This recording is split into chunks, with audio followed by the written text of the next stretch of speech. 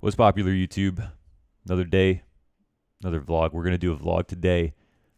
Boxer 10-man start in an hour. In an hour from now.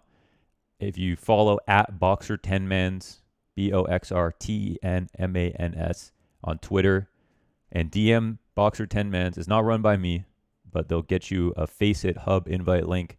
Right now, the hub is NA only, but if it gets populated, it'll become EU.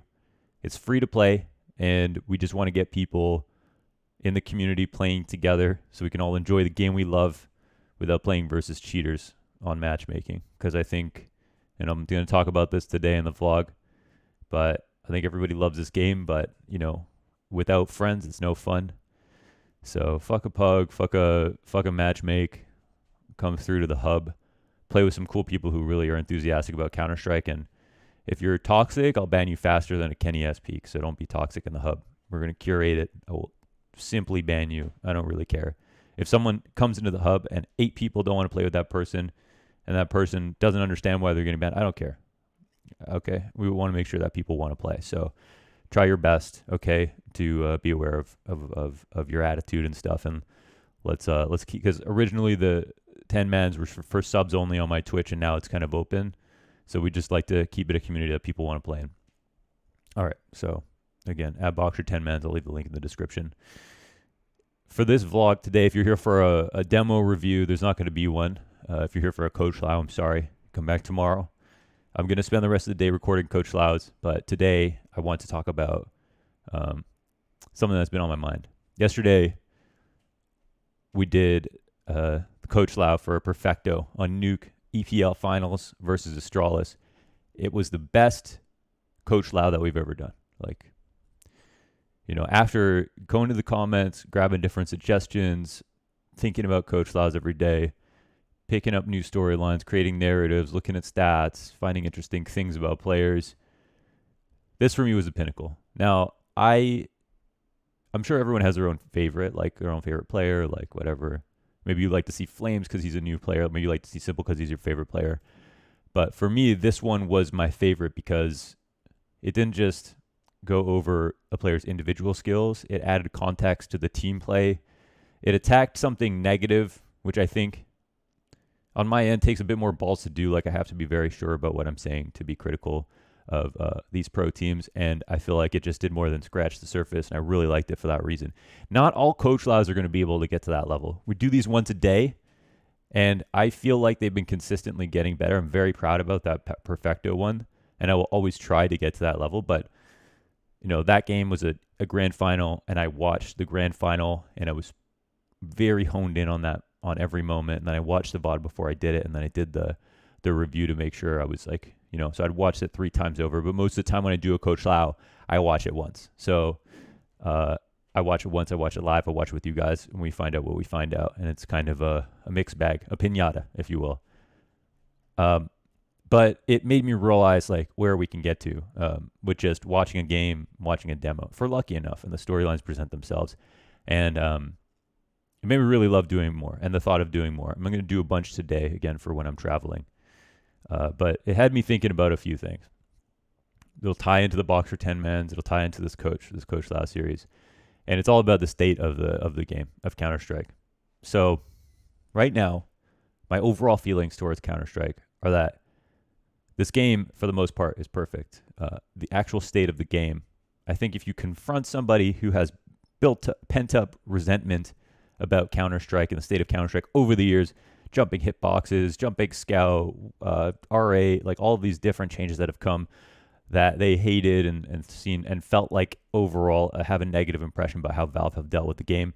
I feel like if you confront that person today, they would be hard-pressed to come up with anything really concrete about what they should change about the game itself. The game itself, I've played and competed in many, many games in my life. I've played so many games, lots of hours into many competitive games.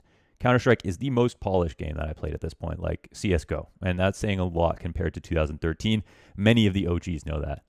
I'm talking about this game is on par with Brood War, which, maybe by a little bit of random chance, maybe by really good game design out the gate, but that game, got to a point where there was maybe one matchup when I was playing that was potentially unbalanced. It was so good. And I feel like CSGO is at that point. But in StarCraft, you had different maps that were coming out all the time, and it wasn't weird to learn new maps for 1v1. And for CSGO, people have been very unresponsive when it comes to maps. But now in 2020, I think it's the one change that we all agree we need: new maps in the pool. Same 7 active duty maps, which are all great maps. And I think to bring in new maps shouldn't be to tear down old ones, because a lot of work has gone into making those maps great. Most 50% of the map is the play testing. You jumping in matchmaking, playing it, complaining about stuff. That has resulted in the map becoming good. And the other 50% is obviously the changes that get presented. Sometimes not the changes we expect, but the changes that the developer changes or overpass with Valve and how they've changed it over the years. And I think that apart from that, we have a situation where you've got Valorant that's out, for example. Not for example, this is kind of the point. Valorant's a new game, it's fresh, it's got lots of content, and it's got a high crossover between CSGO players and CounterStrike players. And there's a lot of interest in Valorant at the moment, and a lot of CSGO pros are moving over to Valorant.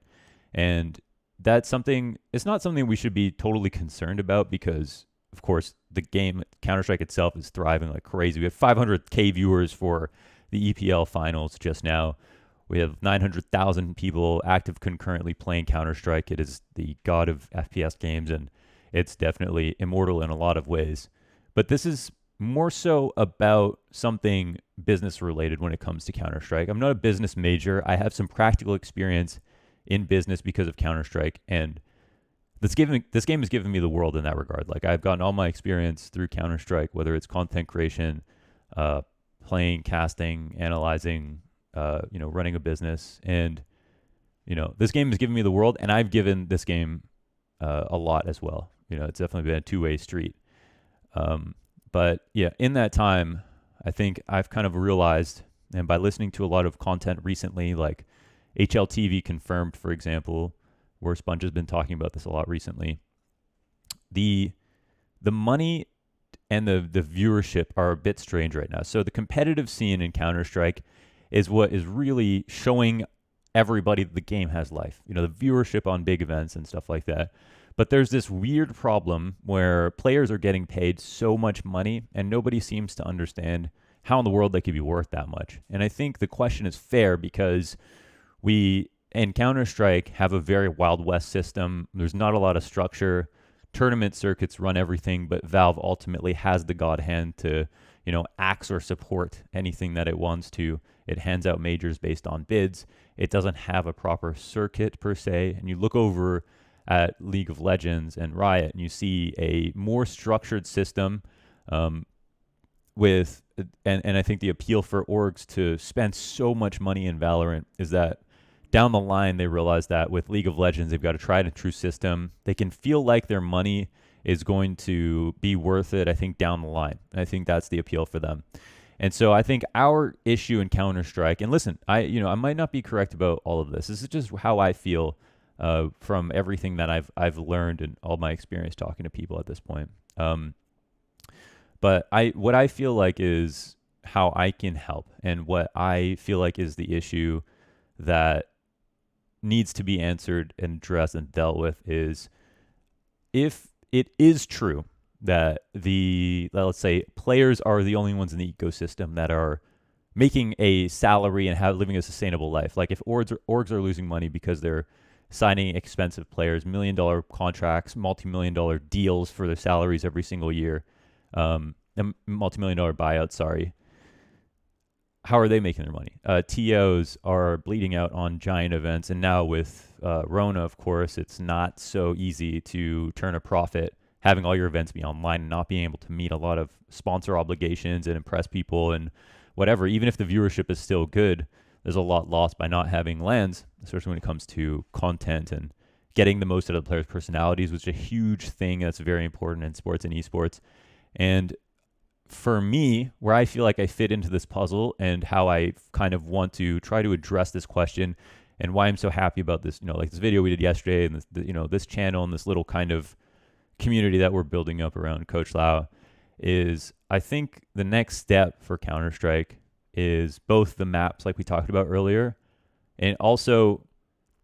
creating a content network and making sure that we are not making sure we don't have any kind of onus to do it, but doing our part to contribute to increasing everything around the players, right? Like everything around the matches themselves. Because let's say a team gets paid, overall, like their salary for across 5 players, $150,000 a month. I have a lot of trouble understanding how orgs are making their money back on that, regardless of the game, not just CounterStrike. We have our viewership, we've been established, we know the game's going to be around, all that stuff. But it's still a ton of fucking money. And I think that orgs are trying to create content around players and are putting in some effort there. But I feel like to really maximize every viewer, you have to enrich their experience viewing. And I think that is the goal of this channel. With creating content, we can draw up narratives, storylines, interest in players, historical reference. We can, talk about rivalries. We can make it fun to watch the next game. We can talk about Perfecto in this last demo, and then you go and watch Navi next time on T-Side Nuke, and suddenly you have a vested interest in watching Navi on T-Side Nuke, and you might become a bigger fan of Perfecto. I'm not getting paid to do that, right? Like I'm just doing this on YouTube, for a few thousand viewers. But hey, last month, again, we only had less than 1,000 viewers per video. So I think there is an impact to be had there. And I would like to further contribute to that. Create more content to increase the value of each viewer and increase the enthusiasm for professional Counter-Strike, and try to help everybody, orgs, TOs, and everybody outside of players, because I think players are getting money. And I mean, build their fan bases too, but help everybody make more out of their dollar, make more of the dollar they're spending, or out of the time that they're spending. And I want to also encourage other people who are watching this video, to do the same. If you need help starting a YouTube channel, you've always wanted to be an analyst, or an analytical mind, you just have an interest in the game, you maybe want to be a coach one day, you should be building a brand. No matter what you want to do, you should be attempting to build a brand in some form or another. Action Slacks talked about this on Richard Lewis's interview recently, but it was really good. You should watch it. But he talked about how anybody can be a caster, but if you don't have a brand behind it, then people don't want to see you on the stream. And I don't think that anybody can be a caster. Of course, you have to get just a lot of technical ability that goes into it. But I think in the Dota scene specifically, a lot of the casters are very good at the game, or players or whatever have their own brands. And you can definitely see that is really important. And I think no matter what role you want to get into, there's not going to be a standard route to getting there in esports. You have to get attention for yourself, and one of those ways is by building your own brand. So whether it's a selfish reason you want to build your own brand, or if it's because you want to share and contribute to improving and making it worthwhile for people to be in this game, whether it's to watch the game, to play the game, or to, if you're an org, to buy into the game, I am down to help you. I can give you tips on how to do content creation. If you have ideas for where to start, of course, it's easier for me to help you if you're going to, put in effort yourself. But on Twitter, I recently opened my DMs to helping people and trying to give them advice on how to begin. And if it's just logistics, if it's how to set up OBS, or where you need to start in terms of computer or camera or whatever, I can give you some advice there. I'm sure a lot of the stuff you can figure out yourself. And please don't waste my time if you could figure this stuff out yourself, but want to ask me instead. I have a lot of people who are coming to me for advice. But recently, I've been watching so much Counter-Strike content that now I just crave it. So I really do want to see what other people have to say, and just see if there's other, people that could blossom as and create content that's compelling and fun to watch, that they're very enthusiastic about. And I think if you are enthusiastic about it, people will come for sure.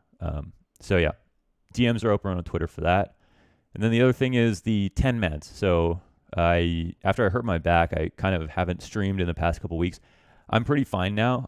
I'm standing up because I like it. And yeah, just trying to make sure I'm 100%. But the 10-mans have been the 10-mans are another way for me where I feel like I can, get people back into the game that they want to play. Like in CounterStrike, I feel like the only thing that drives us away is either get bored of the game, something fresh comes along, or you don't have any friends that play anymore. And so I can at least give you the friends again, I think, with the community.